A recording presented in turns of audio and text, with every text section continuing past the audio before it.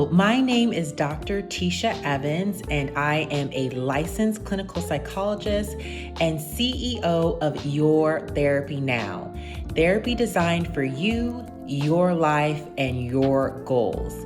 Thank you for being with me here. If this is your first time joining me on my channel, please feel free to hit the subscribe button.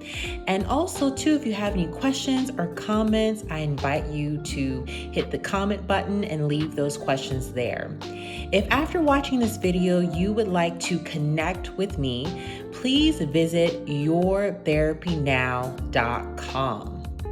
All right, as always, my goal is to provide concrete, practical, and real tools to help you reduce stress in your life, have healthier relationships professionally and personally, and have more joy and peace.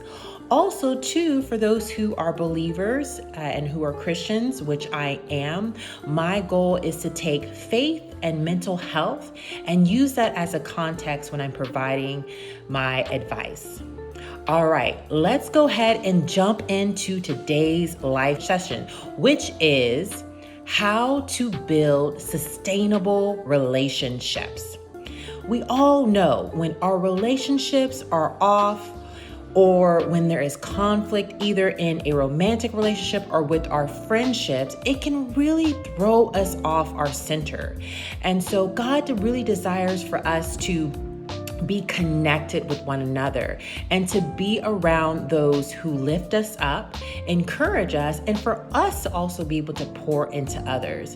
And so a main part of that is really having healthy and sustainable relationships. So today I'm going to provide 3 tools to help you know how to invest in your relationship so that you can have long-lasting relationships that are fruitful. Okay, tip number 1, know if a relationship is worthy of investment. Your time is very valuable, and so you want to make sure that you are sowing into good ground. And what I mean by that is really identifying and having people in your life who build you up. How do you feel afterwards when you're hanging out with that person? Do you feel encouraged, uplifted, that you had honest conversations? Or do you feel torn down or self-doubt or don't feel good about yourself? How you feel and the fruits of your relationship are key factors in determining, okay, is this a relationship that is worthy of my investment? If this answer is yes, then you definitely want to move on to some of these other tips.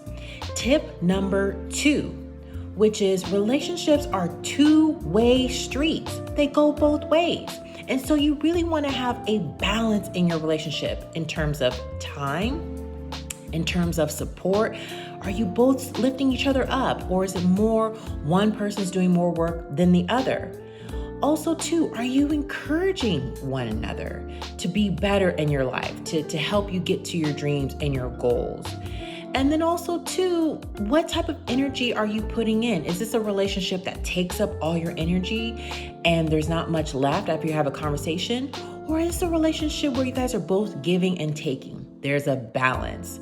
If those things aren't happening in your relationships, these are things you want to be mindful of and talk to your friend or your loved one about, hey, how can we be able to build up these things so that our relationship can be healthy and sustainable?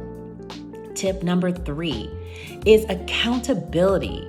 Yes, accountability is huge in relationships. What I mean by this is when one other person has said something or done something that's hurtful, or when one person's kind of veering off in a direction where you know that's not where they need to go. Being able to have honest conversations in a way that's uplifting is huge. Being able to say, hey, that really hurt me.